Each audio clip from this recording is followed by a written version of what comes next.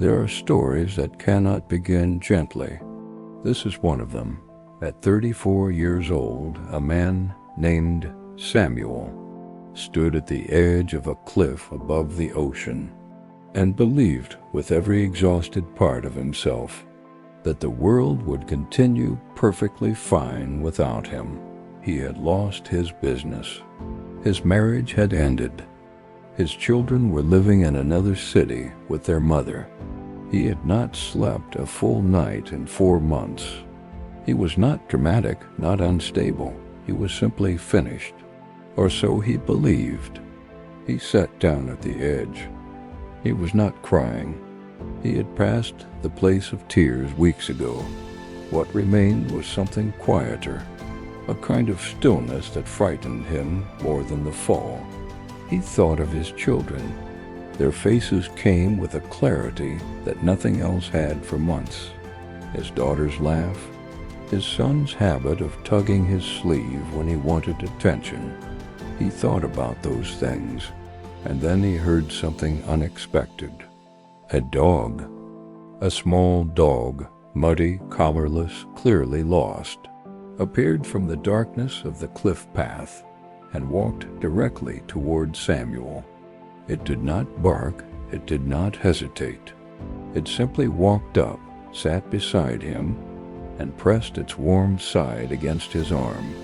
Samuel stared at it. He did not know then that what had just happened was the precise thing that needed to happen. He would understand it later.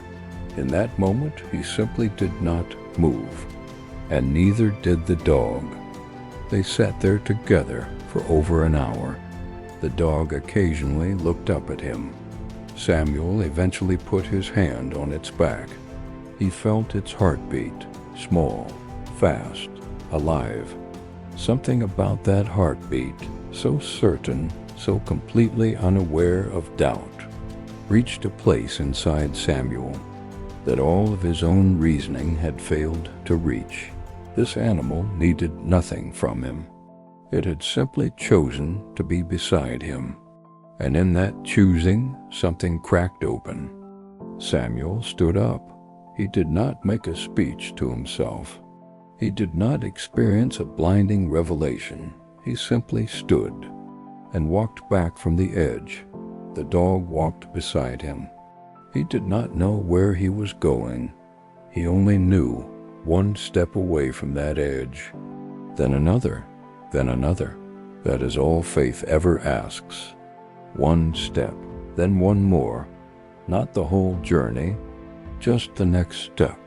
He walked into the nearest town, found a small diner that was just opening, sat at the counter. The woman behind the counter, without asking, placed a coffee in front of him and a bowl of water on the floor for the dog. She did not ask questions. She simply saw a man who needed warmth and provided it without ceremony. Samuel wrapped both hands around the mug. The heat moved through him like the first real thing he had felt in weeks. He sat there for 2 hours. He did not solve anything, but he was alive, and being alive was the only requirement for everything that came next. He called his brother from a payphone. He had not spoken to him in 8 months. Pride had built a wall between them that Samuel had been too buried under his own collapse to climb.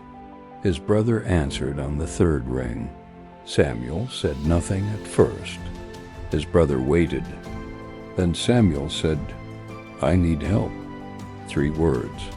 The 3 hardest words he had ever spoken, and the 3 most important. His brother drove 4 hours to reach him. He arrived before noon. He did not lecture Samuel, did not reference the months of silence, did not demand explanations. He simply opened the car door and said, "Get in, you're staying with us." Sometimes the people who love you most know that what you need is not a conversation, it is a direction.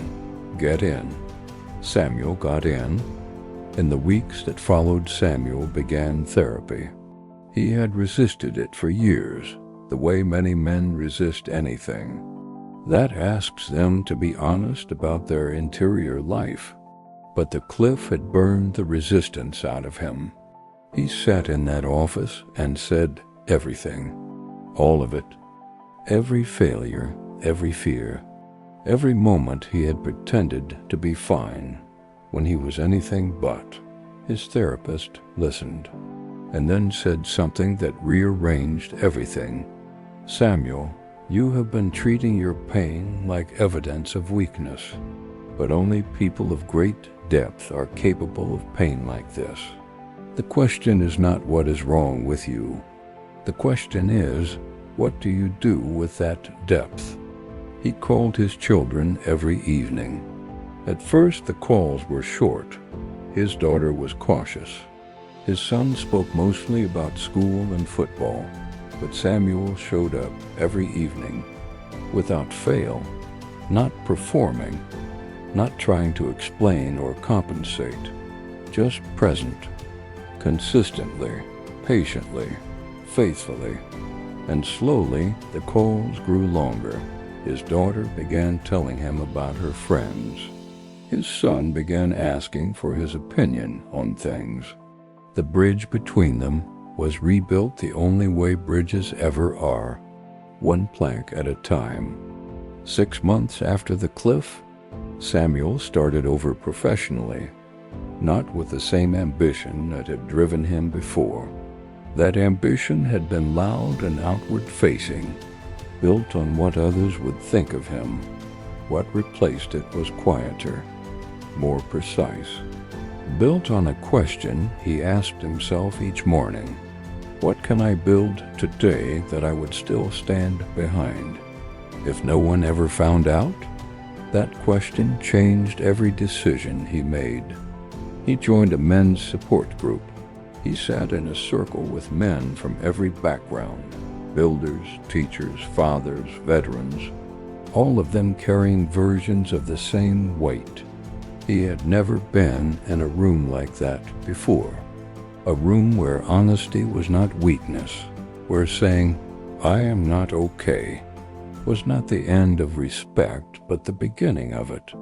He left the first session feeling lighter than he had felt in years, not because anything had been solved, but because he had been seen fully without the performance.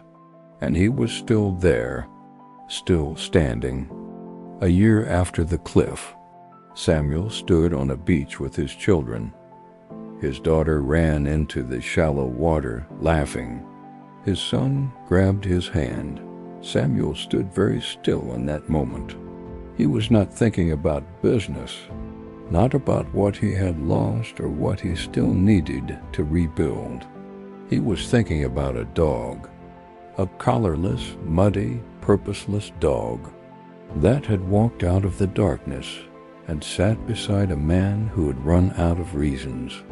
He was thinking about how sometimes the most significant interventions in a life arrive with no credentials, no announcement, no explanation, just presence, just warmth, just a heartbeat against your arm.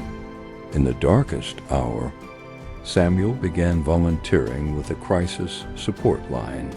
He was not a therapist. He made no claim to having answers.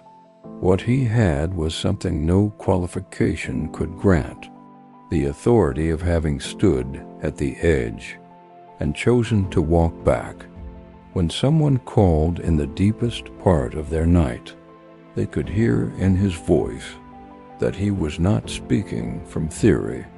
He was speaking from the cliff, from the diner, from the payphone, from the circle of men who taught him that asking for help was not the end of his strength. It was the beginning of it. He began speaking publicly, not because he sought a platform, because people kept asking him to. He always said the same thing when he started: "I am not here to tell you it gets easy. I am here to tell you it gets possible. And possible is enough to start with." He never mentioned the cliff by name in those early talks. He called it the night everything changed. But the people who had stood at their own version of it always knew exactly what he meant, and knowing that someone else had stood there and was now standing in front of them was the only sermon they needed. At night sometimes Samuel still thinks about the cliff, not with fear, not with the weight he carried up to it. He thinks about what it taught him, that the darkest moment of his life was also the precise location where his real life began, that the dog, the diner, the payphone, the circle, the children on the beach, none of it exists if he does not take one step back from that edge. One step. That is the distance between an ended story and a continued one. One step, one decision, one breath, and then another. That is all faith ever was. That is all it ever needed to be. One step back from the edge. That is where every great comeback begins. If this story reached you, someone needs to hear it. Share it. Comment one step back. Like and follow for more real motivation.